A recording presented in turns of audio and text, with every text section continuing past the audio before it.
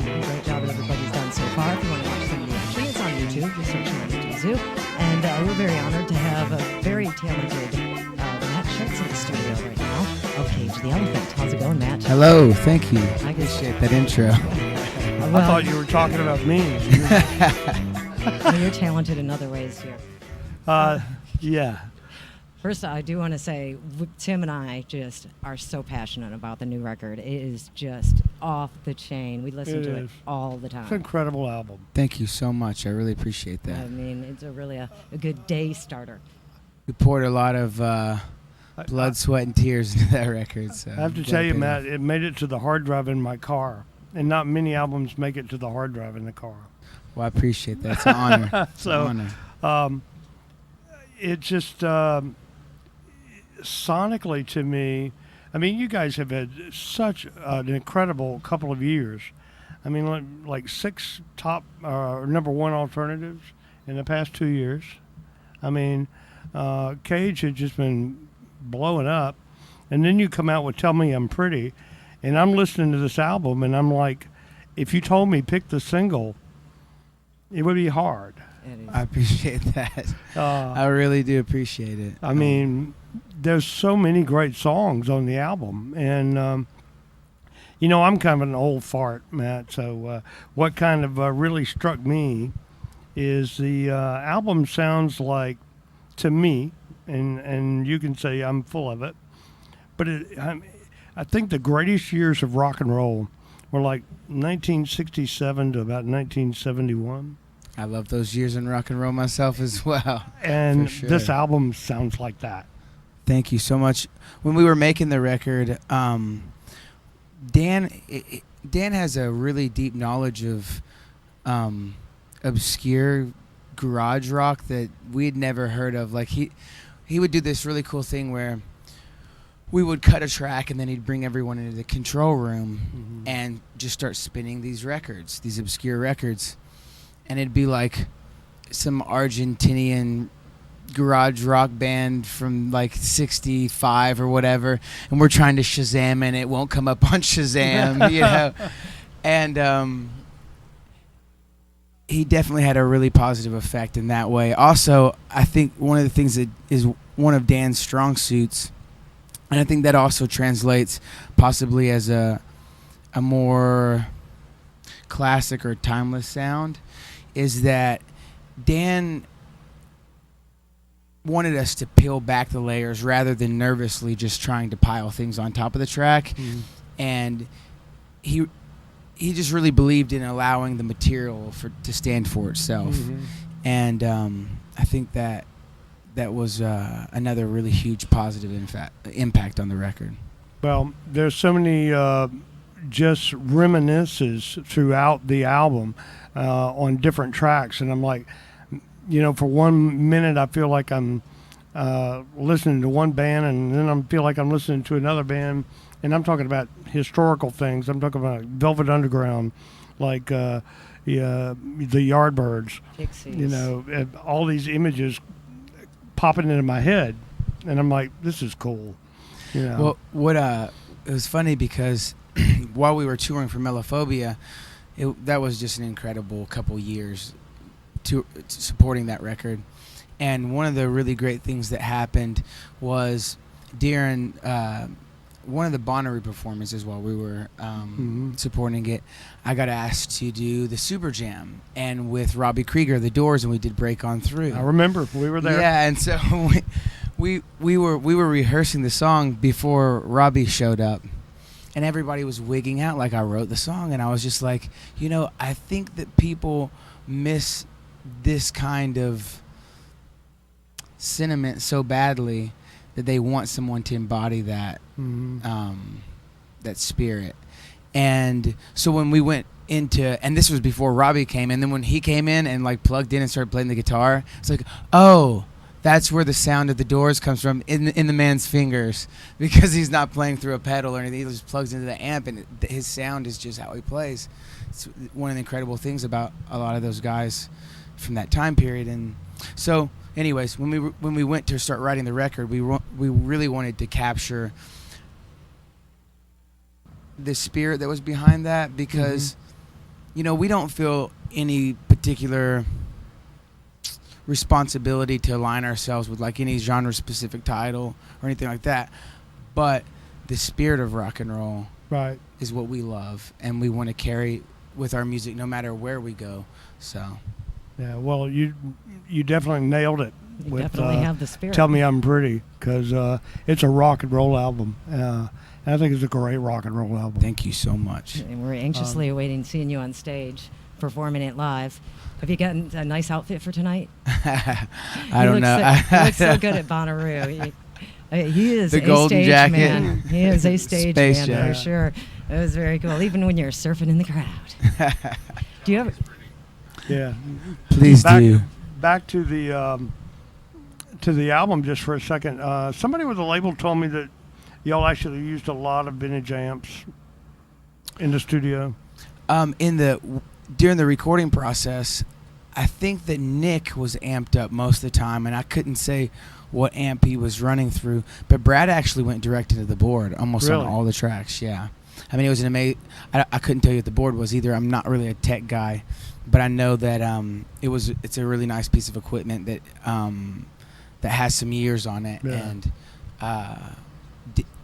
we just went straight into the board and made it sound dirty. Well, as you can tell, the way we're gushing about it, we love the album, and your vocals are great on the album, but you got to tell those guys, incredible guitar work. I will. I mean, Brad does a great job in drumming too. I mean, it is really phenomenal. He and I fight about what the next single should be. Which one do you think? What do you guys? Cole. Yes, Cold, that's cold. good. That's good. Me personally, I like. I like the whole album, but Too Late to Say Goodbye. Oh, that's hilarious. That's the big conversation that's going on right now. Really? Yeah. That's That's good. good. I'm glad. I don't know if it's. That your means we're getting emotional close to the singing. mark at Oh, least. yeah. Like I told you when we started the conversation, I could pick 5 songs on that album and Easy. easily play them on the radio with no hesitation. Thank you. I really do appreciate that. We did. We put a lot of truth in that record, and sometimes it was more easy to reveal, and other times it was not as easy. So it means a lot when you know that it's going out there and actually doing things. But there's a lot of people here on the Gulf Coast who are, coming to hang out tonight, really anxious to see you guys, because you were supposed to play in Mobile last year, In and then October, got Bay canceled. Fest. Okay. And so now you're back. Well, it's good to be back. So Glad to see you on the headline. there's going to be a lot of people here to see you guys tonight. They big were so time. depressed in Mobile because Oh, man. Cage the Elephant. Well, we're glad to be back, and it blows us away. Just where the band's gone. I remember when we first started out, we'd be like the first on, be like 11:45 or whatever. I'm like, wouldn't it be cool if someday we could like Sleep in. headline or play the main stage or whatever? Actually, at that point, we were like, wouldn't it be cool if we could play at the tent? Yeah, like, and for it to come this far is just pretty amazing. Well, I mean, how has it changed for you the past couple of years? I've learned a lot. Mhm. Is the best way to explain it. Just trying to like shed creative baggage, Mhm. things that like might hinder the creative experience, fears and pitfalls and those things, and just trying to kind of like wiggle free from those and continue to move forward. So Well, it's changed a lot in that way. yeah, I mean, as we're talking and people are listening out there, you really got to understand that Cage the Elephant, as I said a while ago, six number ones in the past 2 years or so, best decade anyway. Yeah, I mean, it's been quite a ride. it has. And it's one of those things that honestly, as it's unfolding, there are times that you don't really realize what's happening, and then there's other times where you look back and you're like, oh wow, that's crazy, like we did that. just because you're constantly like naturally adjusting to what's happening and stuff. But it is pretty crazy, like to hear you talk about it. Like that's crazy for me, like honestly. Yeah, it's funny, and we were interviewing a new band from Great Britain, the Struts, and Luke Spiller, their lead singer, was going on and on and on about, in the interview, about there's just no bands with a front man like me. And I said, wait a minute, how about Cage?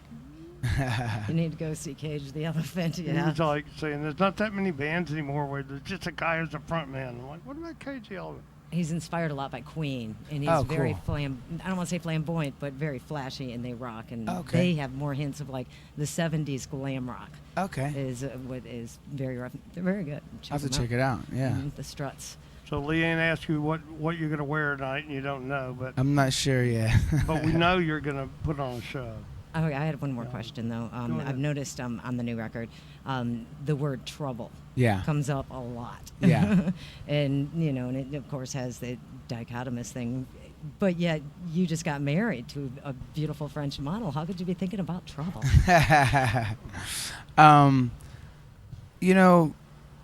Throughout my life and very much so in the recent times when we're recording Tell Me I'm Pretty, I can just struggle with bouts of depression, and there are certain things